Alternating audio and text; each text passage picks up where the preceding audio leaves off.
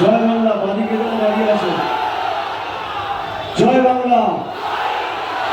আরো জোরে জয় বাংলা। জয় বাংলা।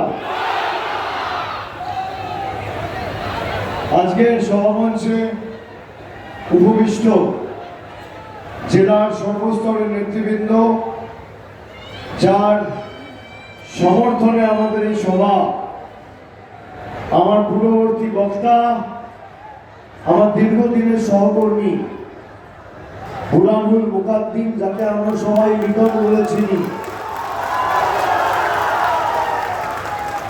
লিটন একসাথে আমার সাথে যুব তৃণমূল কংগ্রেস করেছে আমি যখন রাজ্যের সভাপতি ছিলাম। ও আমার অত্যন্ত পুরানো সহকর্মী। আমি বলেছিলাম যে বাদুড়িয়ায় তো এমনি তুই জিতবি, আমার আসার দরকার নেই।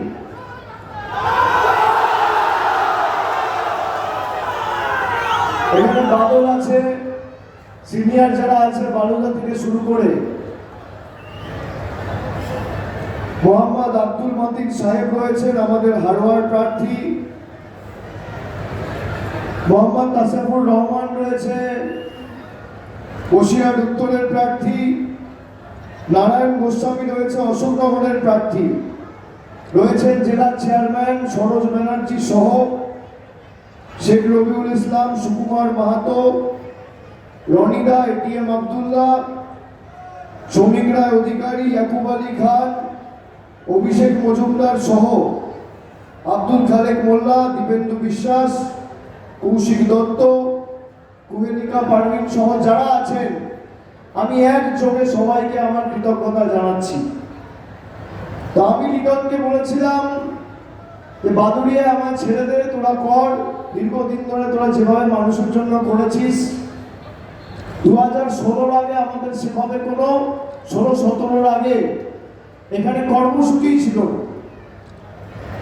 একমাত্র আমার মনে আছে এখানে লিটনই তৃণমূল কংগ্রেসের হাত শক্তিশালী করার ক্ষেত্রে প্রথম 2016-17 দিকে এক ঝাঁক তরুণ তুর্কিকে কাঁধে নিয়ে লড়াই করতে নামে। 2018 সালের পঞ্চায়েত থেকে 21-এও আমি মনে করি ওরই প্রার্থী হওয়া উচিত ছিল, কিন্তু তাও ভোট সম্মান দিয়ে অন্য একজনকে প্রার্থী করেছিলেন ও মুখ বুঝে লড়াই করেছিল। 24-এও আপনারা সকলে মিলে সমবেত হয়ে সংঘবদ্ধ হয়ে লড়াই চালিয়েছে। আজকে যে স্বতঃস্ফূর্ততা আমি দেখেছি, আমি উত্তর 24 পরগনায় একাধিকবার গত 10-15 বছরে বিভিন্ন কর্মসূচি করতে অনেকবার গেছি। আমি বাদুড়িয়া এসেছি, আমি হিন্দলগঞ্জে গেছি, আমি সন্দেশখালীতে গেছি, আমি বসিরহাটে গেছি, আমি হাবড়ায় গেছি, আমি মধ্যমগ্রামে গেছি, আমি বারাসাতে গেছি, আমি অশোকনগরে গেছি, আমি নৈহাটিতে গেছি, আমি দমদমে গেছি। কিন্তু আজকের যে স্বতঃস্ফূর্ততা আমি লক্ষ্য করছি, উত্তর 24 পরগনার ফার্স্ট বয় বাদুড়িয়া হতে চলেছে। উত্তর 24 পরগনায় সর্বোচ্চ ব্যবধানে তৃণমূলের প্রার্থী লিটন এখান থেকে জিততে চলেছে। এর কোনো দ্বিমত আর সংশয় নেই।